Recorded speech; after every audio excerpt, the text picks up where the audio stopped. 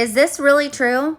So Keeping Current Matters, which is like a real estate publication, put out that only 3 out of 10 service members know that they can buy a home with like 100% financing. I just kind of figured that everyone knew this, but apparently not. So I'm going to explain to you guys what that means. So there are some costs still, out-of-pocket costs, but there's ways to alleviate that as well. So if you're a veteran or a service member and you want to use your VA benefit, you can get a 100% financing option on a home. So if a home costs $350,000, you can borrow $350,000 plus the financing fee, the VA fee. Now you could roll all that in, but there's still going to be closing costs involved.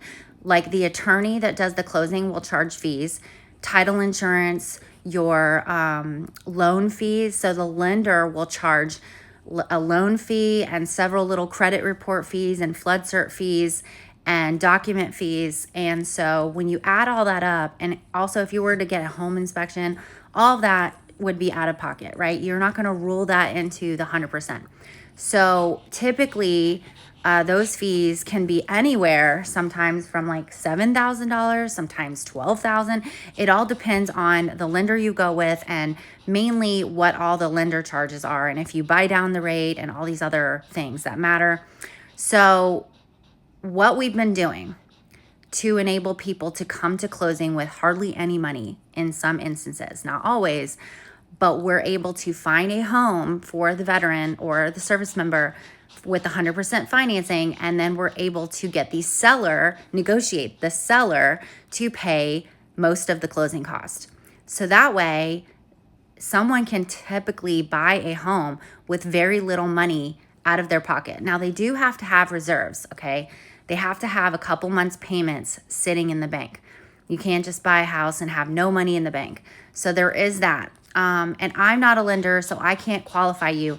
But if you're a service member, why aren't you going out and getting qualified like right away with a lender?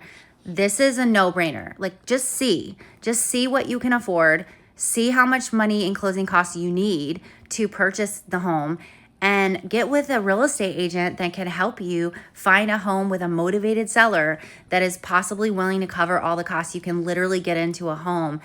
And the beauty of all this is like if you close towards the end of the month, you don't have a payment the very next month. Your payment, the mortgage interest is in arrears, so the next payment isn't till the following month. So if you're renting and you're trying to get out of at the end of your lease, and some instances I was able to negotiate the lease break fee as well.